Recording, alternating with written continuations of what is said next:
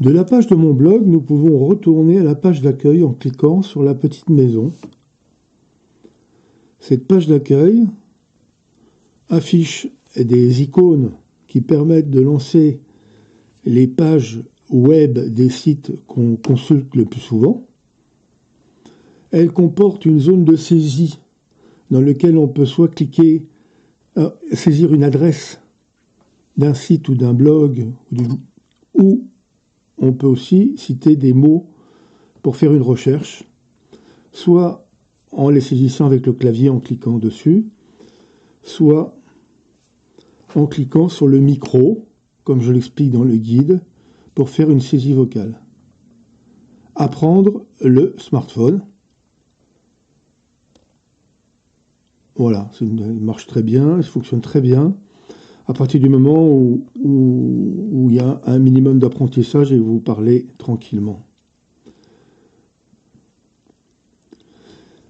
Cette page d'accueil comporte aussi un indicateur des onglets que nous verrons dans une autre vidéo et les menus avec les 3 petits points des paramètres à régler qui seront aussi l'objet d'une autre vidéo. Ici, on a l'indication du compte, de votre compte Google, sur lequel le smartphone est enregistré. Et en le cliquant, on ouvre des paramètres de synchronisation du compte Google. Ces paramètres de synchronisation concernent principalement le fonctionnement de Google Chrome, du navigateur, et sa synchronisation avec votre compte Google. D'une manière générale, on peut synchroniser ces données de Chrome, c'est-à-dire permettre que Chrome, utilisé sur votre ordinateur ou utilisé sur votre smartphone ou votre tablette, se synchronise entre eux. On peut aussi utiliser d'autres services de Google, c'est-à-dire des saisies semi-automatiques pour les recherches et les URL, ce qui permet de retrouver une adresse, une URL, c'est une adresse d'un blog ou d'un site. On peut retrouver une adresse quand elle est mal orthographiée, quand il y a une erreur d'intitulé, avec cette fonction qui retrouve les adresses les plus proches. Alors pour avoir des fonctionnements de ce type, des fonctionnements prédictifs ou des fonctionnements déductifs à partir de vos anciennes recherches, anciennes saisies, il faut les connaître. Donc, inévitablement, il y a une recherche qui se fait à partir des cookies qui ont été enregistrés de vos anciennes recherches.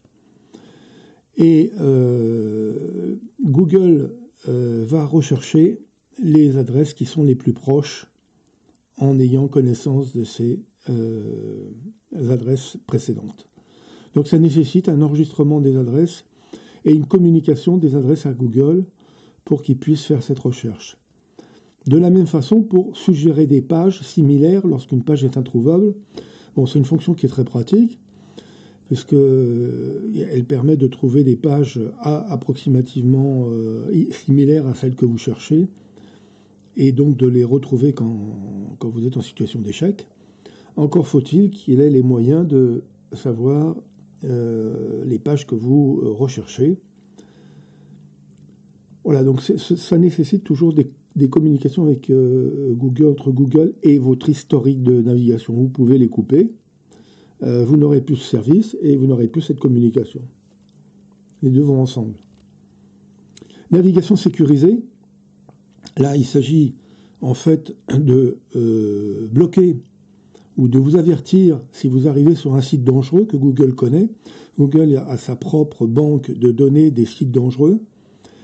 Et si vous tapez une URL, une adresse d'un site qui lui semble dangereux, eh bien il vous avertit, il peut vous bloquer, vous arrêter avant qu'il y ait des dégâts. Donc ça me semble une chose intéressante. Et il le fait à partir de la connaissance des applications et des sites que vous visitez.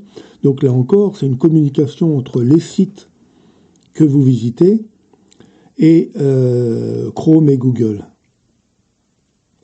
Donc si vous voulez pas que cette communication se fasse, vous la coupez, mais vous n'alimenterez plus donc cette base de données à partir de vos recherches.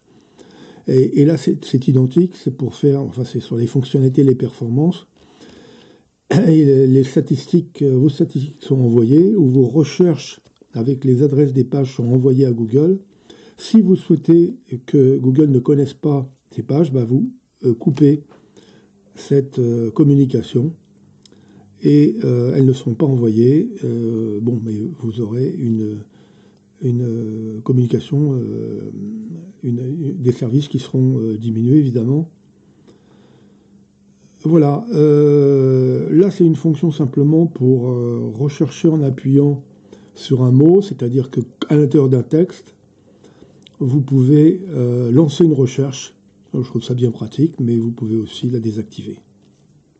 Voilà, toutes ces fonctionnalités de synchronisation du compte et le Chrome sont dans ce menu en cliquant sur votre icône du compte. Et par défaut, elles sont activées parce que c'est ainsi que le navigateur Chrome fonctionne de la façon optimale.